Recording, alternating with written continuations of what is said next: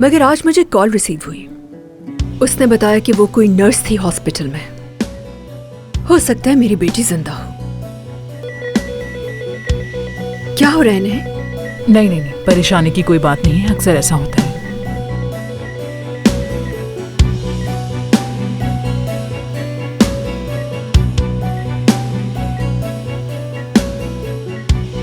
ऐसा करते हैं, कल हॉस्पिटल चलेंगे और दोनों मिलकर सारे डिलीवरी डॉक्यूमेंट्स देखेंगे।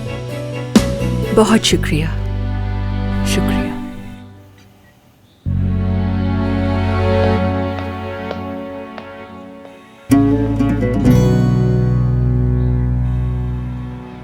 तुम रुक क्यों गई?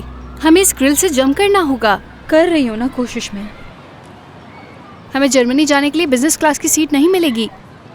अगर जहाज से कूदना पड़ गया या कहीं पर चढ़ना पड़ गया तो क्या करोगी? मुझे नहीं पता कि क्या करूंगी उस वक्त।